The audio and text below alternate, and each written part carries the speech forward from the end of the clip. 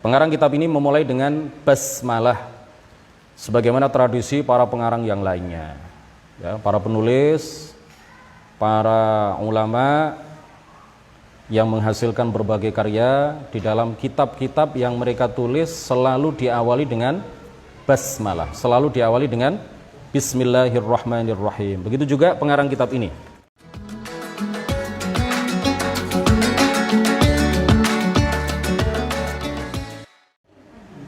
Assalamualaikum warahmatullahi wabarakatuh. Waalaikumsalam warahmatullahi wabarakatuh. Alhamdulillahi rabbil alamin, lahun ni'mah wa lahul fadl wa lahul thana'ul hasan.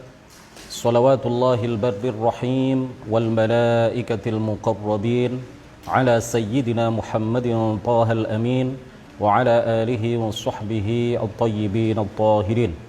Rabbi shrah li sadri wa yassir li amri wa thabbitni 'alal iman. Allahumma la sahla illa ma ja'altahu sahla wa anta ya hayyu ya qayyum taj'alul hazna idza syi'ta sahla.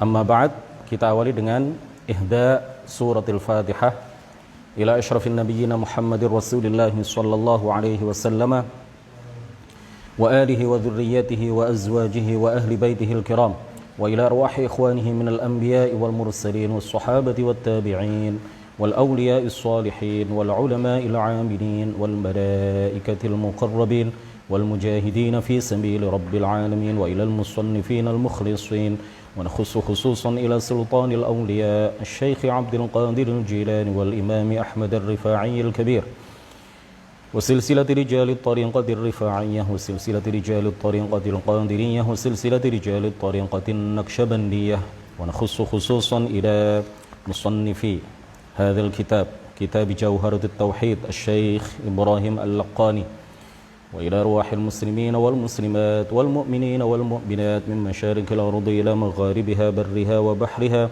خصوصا آباءنا وأمهاتنا وأجدادنا وجداتنا ومشايخنا ومشايخ مشايخنا وأساتذتنا وأساتذة أساتذتنا ونخص خصوصا إلى شيخ مشايخنا الشيخ محمد هاشم الشعري والشيخ عبد الوهاب حسب الله والشيخ بصري شنصوري والشيخ عبد العزيز مشهوري والشيخ عبد المهيمن نور وسائر مشايخنا وأساتذتنا ونخص خصوصا إلى من فتح الإسلام في هذه القرية وبنية التوفيق والتيسير وبنية قضاء جميع الحاجات والديون وبنية الشفاء والنصر على الأعداء وقبول الدعاء ونيل كل سول ورؤية الرسول وشفاعة الرسول ومرافقة الرسول في الآخرة ولرضاء الله الفاتحة.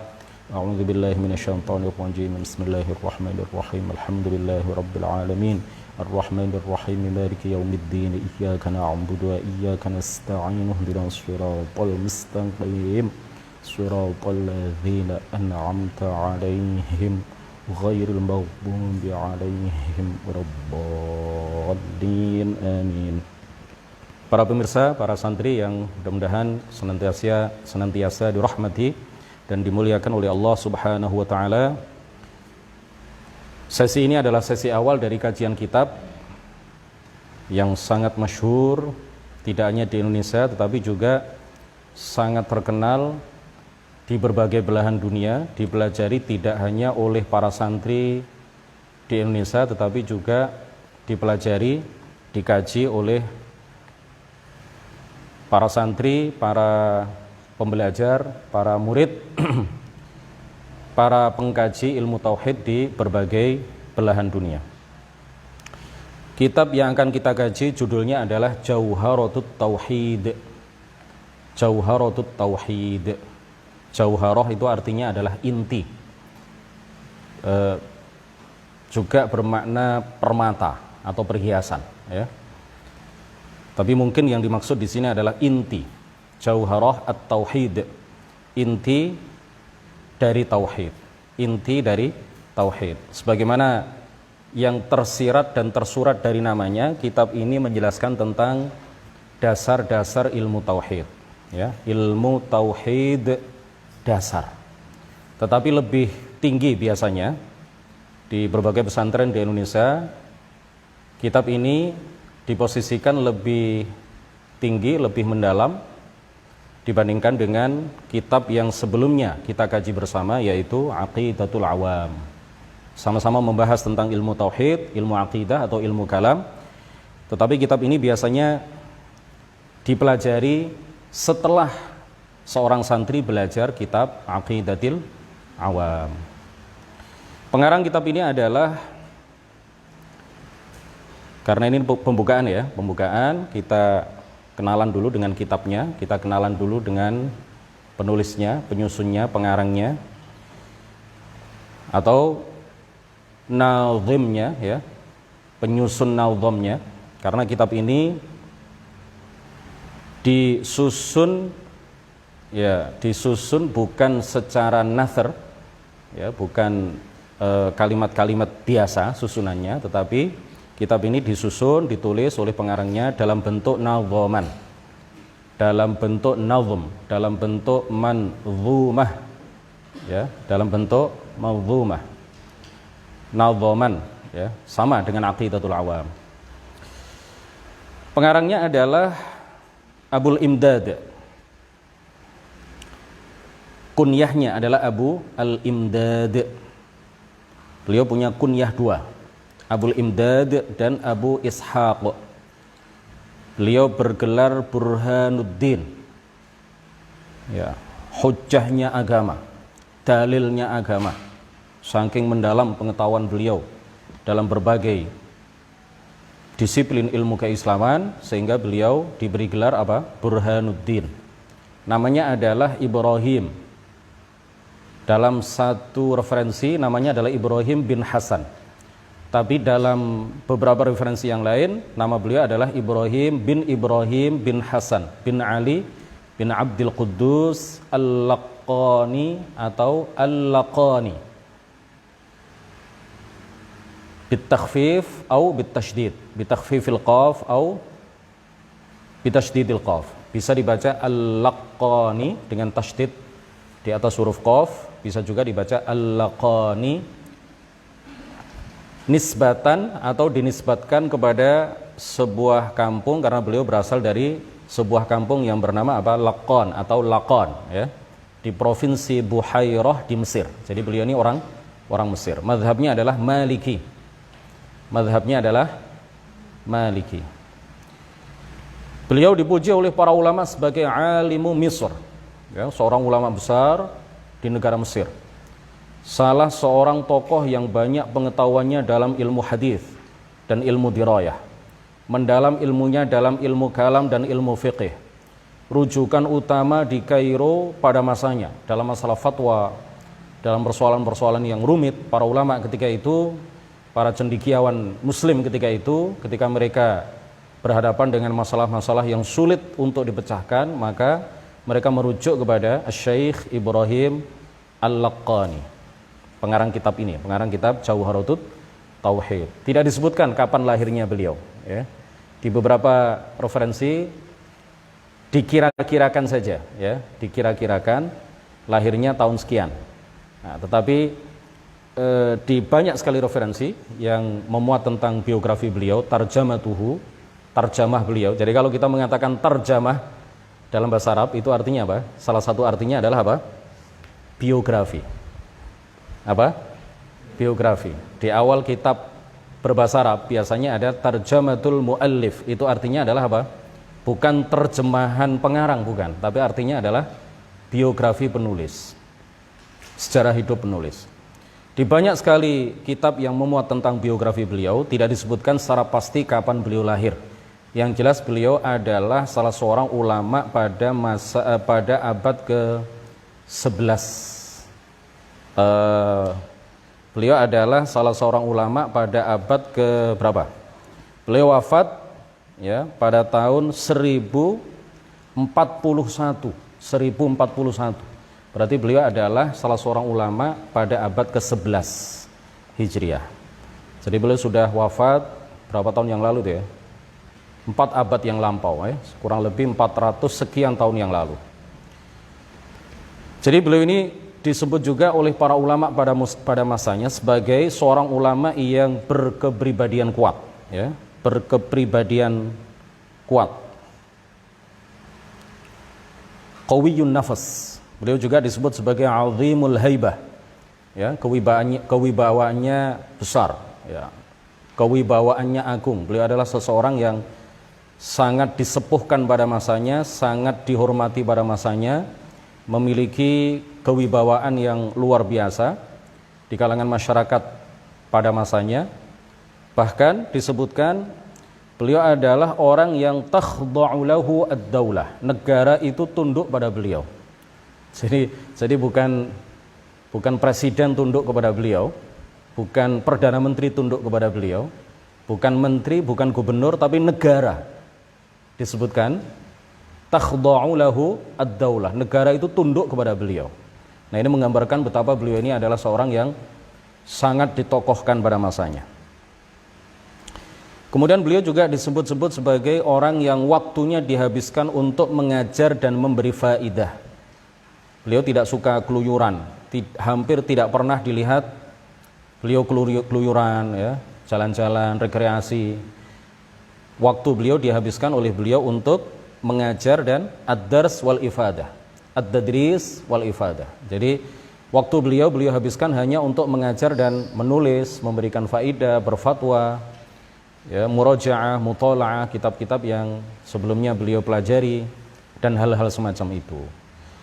Beliau dan kabilahnya, beliau dan marganya atau keluarganya memiliki keutamaan dan kemuliaan, ya. Akan tetapi beliau tidak pernah menampakkan hal itu karena beliau adalah orang yang mutawadhi', ya, orang yang rendah hati. Banyak sekali para ulama pada masa itu yang berguru kepada beliau, mengambil faidah ilmu-ilmu agama dari beliau dalam berbagai disiplin keilmuan, kemudian mengambil juga keteladanan dari beliau, metode beliau di dalam mendidik seperti apa, itu ditiru oleh para ulama pada masa itu. Kemudian juga beliau adalah seorang yang sufi, sehingga banyak sekali para ulama ketika itu yang mengambil ilmu tasawuf dari beliau. Di antara guru-gurunya sangat banyak sekali, ya. Tetapi yang paling banyak diambil ilmu dari mereka oleh Syekh Ibrahim Al-Laqani ini ada 3. Yang pertama adalah Al-Imam Al-Hammam, ya, julukannya gitu, ya, Al-Imamul Hammam Abun Najah Salim As-Sanhuri. Salim As-Sanhuri, seorang ulama besar, ya, pada masa itu. Kemudian yang kedua adalah Syekh Muhammad Al-Bahnasi, ya, Syekh Muhammad Al-Bahnasi. Jadi beliau banyak, Syekh Ibrahim Al-Laqani, pengarang kitab Jauharatut Tauhid. Guru yang paling banyak beliau menimba ilmu darinya adalah siapa namanya? Al-Imamul Hammam Abun Najah Salim As-Sanhuri. Kemudian setelah itu Syekh Muhammad Al-Bahnasi. Ya, Syekh Muhammad Al-Bahnasi ini pada setiap 3 tahun sekali beliau mengkhatamkan satu dari kitab-kitab induk dalam hadis, ya, biasanya pada bulan Rajab, Sya'ban, Ramadan. Mengkhatamkan kitab Sahih Al-Bukhari, mengkhatamkan kitab Sahih Muslim, ya, kitab-kitab induk dalam hadis, ya, semacam ngaji kilatan lah. Jadi ngaji kilatan itu bukan hanya tradisi orang NU, ya, bukan hanya tradisi umat Islam di Indonesia, tetapi juga sudah menjadi tradisi di kalangan para ulama pada masa itu, pada abad ke-11, dan juga pada ulama pada abad-abad sebelumnya, dan berlangsung sampai sekarang. Jadi tradisi ngaji kilatan pada bulan Ramadan atau menjelang bulan Ramadan sampai kemudian dikhatamkan di akhir bulan Ramadan menjelang hari raya, itu tradisi itu diambil atau ditiru, diadopsi oleh para ulama pada masa sekarang, oleh para santri pada masa sekarang, dari para ulama dan para santri pada masa itu, ya, pada masa-masa sebelumnya, termasuk pada masa Syekh Ibrahim Al-Laqani yang berdomisili di mana? Di Mesir. Kemudian yang ketiga adalah Syekh Yahya Al-Qarafi Al-Maliki. Jadi guru-guru beliau ini bermadhab tidak hanya dari Maliki, ya. Banyak juga guru-guru beliau yang bermadhab Syafi'i, bermadhab Hanafi ya. Beliau mengambil ilmu dari berbagai atau dari banyak sekali para ulama yang madhab mereka itu beragam. Nah kemudian murid-murid beliau, diantaranya adalah yang terkenal Al-Allamah Muhammad Ibnu Alauddin ya, Muhammadu bin Alauddin Al-Babili. Kemudian juga Syekh Ali ibn Ali Asy-Syabramallisi, kemudian Syekh Yasin Al-Himsi, Syekh Husain Al-Munawi, Syekh Husain Al-Khafaji, dan lain sebagainya. Beliau ini termasuk ulama yang lumayan produktif ya. Banyak menghasilkan karya, diantaranya adalah Nazmu Jauharatut Tauhid yang saat ini kita kaji. Nazam atau nazaman kitab Jauharah At-Tauhid. Ini banyak sekali para ulama yang memberikan syarah, memberikan penjelasan terhadap kitab ini. Yang kita kaji mulai sesi yang pertama ini seminggu sekali insyaallah, setiap hari Selasa ba'da sholat Isya, kurang lebih pada pukul 19.15, 19.20, 19.26 tergantung waktu sholat Isyanya ya. Sekarang agak telat, agak molor ya waktu sholat Isyanya.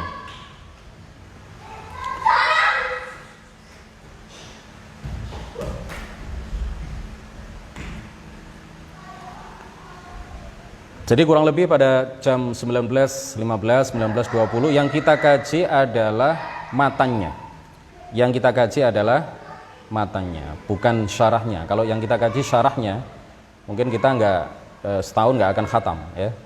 Lama sekali khatamnya. Jadi yang kita kaji adalah kitab matanya, matan nazamannya itu, tetapi nanti akan saya beri penjelasan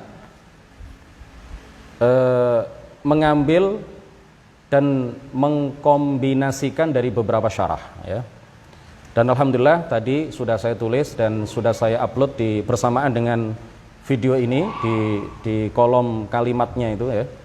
Itu saya tulis biografi tentang pengarang kitab ini dan juga tentang penjelasan terkait dengan Bismillahirrahmanirrahim.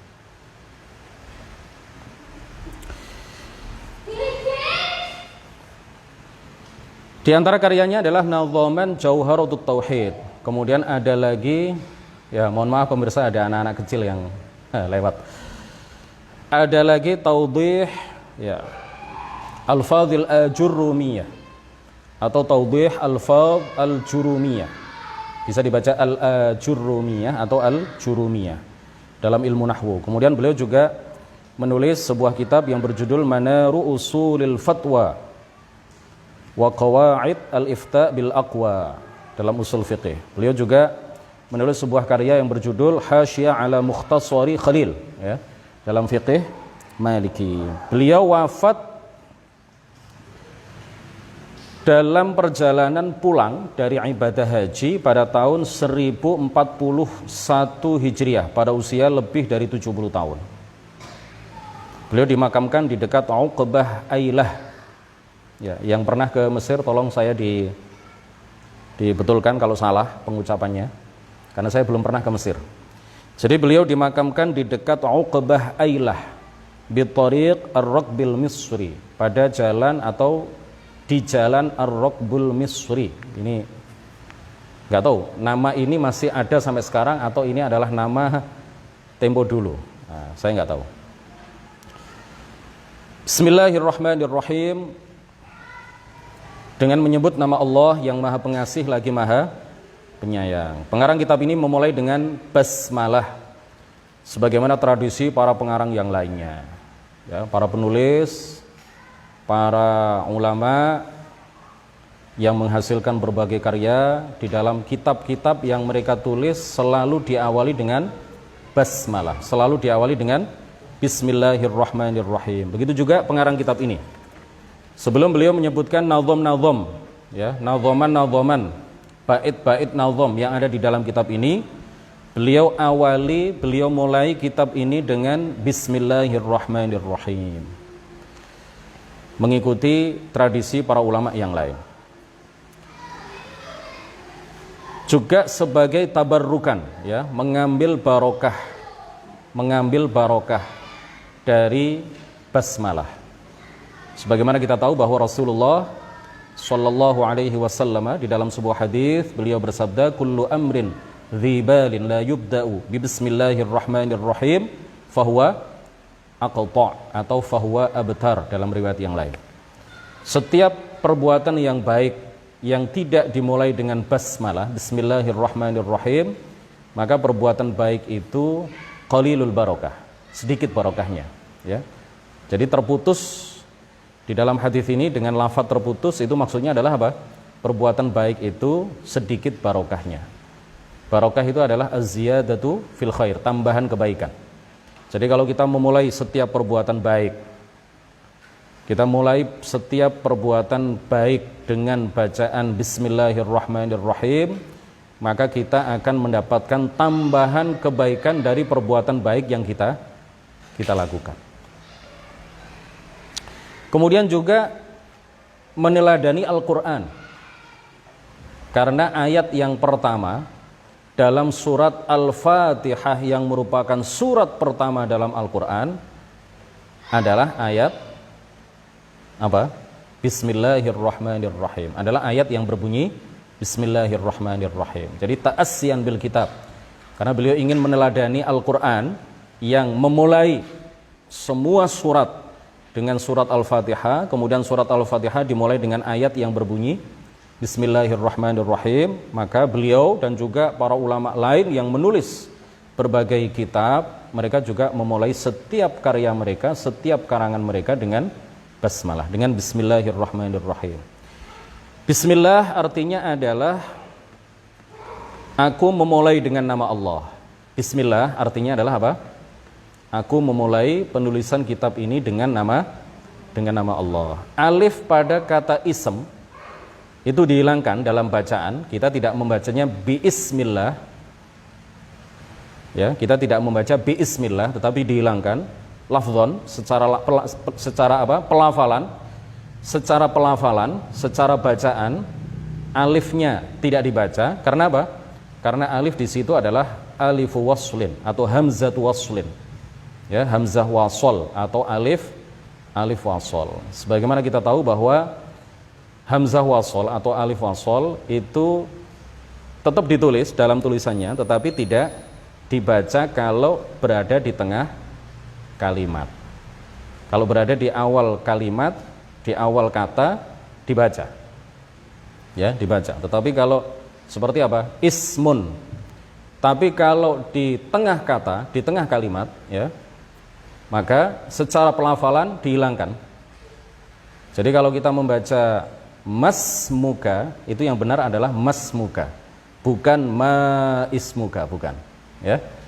Kenapa? Karena alif di situ adalah aliful wasli atau hamzatul wasli. Jadi secara pelafalan dihilangkan. Bukan maismuka, tetapi apa? Masmuka.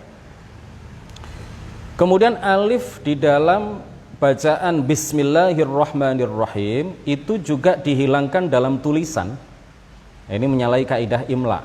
Kalau kaidah undang-undang penulisan bahasa Arab, itu kalau ada hamzatul wasl atau aliful wasl, itu secara pelafalan saja dihilangkan kalau berada di tengah kalimat. Tetapi dalam tulisan itu masih dicantumkan. Nah, ini berbeda dengan alif yang berada di Bismillahirrahmanirrahim. Coba ada nggak? Ada alifnya nggak? Bismi itu nggak ada kan? Jadi ba, setelah ba kemudian sin, kemudian setelah itu mim, ya. Bismillahi. Kenapa? Menurut sebagian besar ulama, aktsarul ulama, ya, sebagian besar ulama berpendapat bahwa alif itu dihilangkan dengan alasan pemakaian basmalah yang sangat banyak. Sehingga apa? Lebih mudah jika antara pelafalan dengan tulisan itu dihilangkan. Karena saking banyaknya pemakaian basmalah, ya, dalam ucapan, dalam tulisan, maka alifnya dihilangkan. Kenapa? Karena untuk memudahkan, sehingga pelafalan dengan tulisan itu sesuai. Jadi dalam pelafalan kan alifnya sudah dihilangkan, ya. Nah, dalam tulisan biar sesuai dengan pelafalannya, maka juga dihilangkan. Ini menurut sebagian besar ulama dan banyak sekali pendapat-pendapat yang lain. Kemudian Allah atau biasa disebut lafzul jalalah. Ya, Allah atau biasa disebut apa? Lafzu al-jalalah adalah nama bagi zat maha suci yang berhak mendapatkan puncak pengagungan dan puncak ketundukan. Ya. Allah itu adalah alamun, nama, ala dzatil muqaddasi al-mustahiqqi li nihayatit ta'zimi wa ghayatil ijlal. Dan bersifat dengan ilahiyah.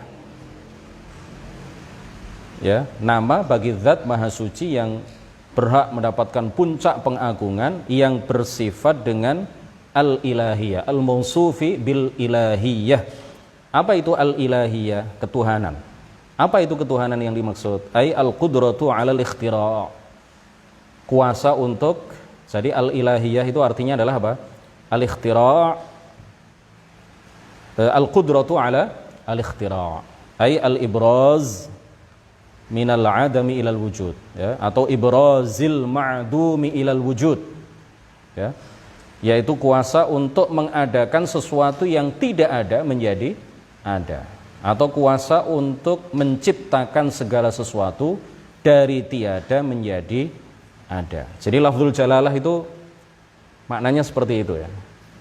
Jadi lafzul jalalah itu kalau kamu ditanya Allah itu apa, lafzul jalalah itu maksudnya apa, maka jawaban kita adalah nama bagi zat maha suci yang berhak mendapatkan puncak pengagungan dan bersifat dengan ilahiyah, yaitu bersifat dengan maha kuasa untuk menciptakan segala sesuatu dari tiada menjadi ada. Dari mana kita tahu bahwa Tuhan yang wajib kita agungkan, Tuhan yang wajib dan berhak untuk disembah namanya adalah Allah? Dari mana kita tahu? Dari Nabi Muhammad sallallahu alaihi wasallam. Nabi Muhammad tahu dari wahyu yang dibawa oleh malaikat Jibril kepada beliau. Oleh Nabi Muhammad disampaikan kepada sahabatnya, sahabat disampaikan kepada generasi setelahnya, dan begitu seterusnya sampai ke telinga kita, sampai kita tahu itu, ya, dengan silsilah sanad, mata rantai sanad yang bersambung hingga Rasulullah sallallahu alaihi wasallam. Nah, para ulama sepakat menyatakan bahwa lafzul jalalah Allah itu adalah ismullahil a'zam al-mufrad, ya. Ismullahil a'zam al-mufrad. Nama Allah yang paling agung yang terdiri dari satu kata. Sebagaimana kita tahu bahwa para ulama berbeda-beda pendapat. Ya, berbeda pendapat terkait dengan ismullahil a'zam atau al-ismul a'zam, al-ismul a'zam. Ya, nama yang paling agung bagi Allah. Idza du'iya bihi ajaba wa idza su'ila bihi a'ta. Jika Allah Subhanahu wa taala diminta, ya, oleh seseorang yang berdoa dengan menyebut ismullahil a'zam, maka doa orang ini pasti akan dikabulkan. Nah, apa itu ismullahil a'zam? Para ulama sepakat menyatakan jika yang dimaksud adalah mufrad, yang terdiri dari satu kata, maka ia adalah ismullahil a'zam adalah apa? Allah. Tetapi jika yang dimaksud adalah berupa kalimat, ya, maka para ulama berbeda pendapat. Ada yang mengatakan ismullahil a'zam itu ada di kalimat doa la ilaha illa anta subhanaka inni kuntu minadh dhalimin, ya, doa Nabi Yunus yang beliau baca di dalam perut ikan al-hut, ikan paus. Ada sebagian ulama yang mengatakan ismullahil a'zam adalah ya dzal jalali wal ikram. Sebagian lagi berpendapat bahwa ismullahil a'zam adalah wa ilahukum ilahu wahid la ilaha illa huwa ar-rahmanur rahim. Wa ilahukum ilahu wahid la ilaha illa huwa ar-rahmanur rahim. Gitu ayatnya, ya. Ya, ismullahil a'zam sebagian ulama berpendapat ada di dalam ayat ini. Dan masih banyak sekali pendapat-pendapat yang lain. Ya, diamalkan aja semuanya, ya. Jadi doa itu ada kunci pembuka supaya diijabah oleh Allah Subhanahu wa taala. Di antara kunci pembuka doa adalah apa? Ismullahil a'zam. Karena banyak sekali pendapat para ulama yang menyatakan bahwa Ismullahil a'zam itu terdapat dalam bacaan ini, terdapat dalam bacaan ya, dibaca aja semuanya. Jadi doa itu kita awali dengan membaca itu semuanya, ya. Ayat tadi misalkan ya, la ilaha illa anta subhanaka inni kuntu minadh dhalimin, ini kan ayat ya, doa Nabi Yunus. Kemudian ya dzal jalali wal ikram, kemudian lagi tadi wa ilahukum ilahu wahid, dan seterusnya. Kemudian ada lagi di dalam hadis misalkan Allahumma inni as'aluka bi'annaka antallahul wahidul ahadus samadul ladzi lam yalid wa lam yulad wa lam yakul lahu kufuwan ahad. Ini sebagian ulama berpendapat bahwa di dalam bacaan ini di dalamnya terdapat Ismullahil A'zam, yang jika kita berdoa dengan Ismullahil A'zam ini maka doa kita pasti diijabah, pasti dikabulkan oleh Allah Subhanahu wa taala. Kemudian lafzul jalalah Allah adalah murtajal, bukan mustaq. Ya. Ada istilahnya alam murtajal, ya. Lafzul jalalah Allah itu murtajal. Artinya apa? Tidak berasal dari kata yang lain. Tidak berasal dari kata yang lain, ya. Tidak sama dengan misalkan fadl atau apa? Mahmud misalkan ya, itu mustaq ya, Mahmud itu mustaq. Kenapa? Karena diambil dari kata yang lain. Jadi lafzul jalalah Allah ini istilahnya adalah apa? Murtajal, tidak diambil dari kata apapun ya, tidak mustaq, tidak diambil dari fi'il madhi ataupun dari masdar ataupun yang lain. Inilah pendapat Al-Fairuzabadi di dalam kitab Al-Qamus. Ini juga adalah pendapat seorang pakar nahwu yang bernama Ibnu Ya'ish. Dan Ibnu Ya'ish menisbatkan pendapat ini kepada Sibawayh. Ya, siapa yang tidak mengenal Sibawayh? Seorang pakar nahwu yang legendaris, ya. Beliau berpendapat bahwa lafzul jalalah Allah itu murtajal, bukan mustaq. Nah, Allah adalah, para ulama mengatakan bahwa Allah, lafzul jalalah Allah adalah kata terindah dalam bahasa Arab. Ajmalu kalimatin fil arabiyyah Allah, lafzul jalalah Allah, kata yang paling indah dalam bahasa Arab itu adalah Allah. Dan Allah ini adalah nama khusus bagi Allah, tidak boleh dipakai sebagai nama makhluk. Jadi nggak boleh seseorang memberikan nama anaknya Allah kemudian dipanggil hei Allah, nggak boleh. Ini adalah ismun khas, ya. Ini adalah nama khusus bagi Allah Subhanahu wa ta'ala. Tidak boleh dipakai untuk nama makhluk, kecuali ada tambahan abd, fatah, abdullah, fathullah. Ya, bagus kalau nama seperti itu. Bahkan Rasulullah memberikan penjelasan kepada kita bahwa nama yang paling bagus bagi laki-laki adalah Abdullah atau Abdurrahman. Abdullah atau Abdurrahman. Nama yang paling bagus bagi seorang laki-laki adalah apa? Abdullah, Abdurrahman. Bagi laki-laki, jangan dipakai untuk nama perempuan. Ya. Kemudian bismillahirrahmanirrahim. Kita lanjutkan.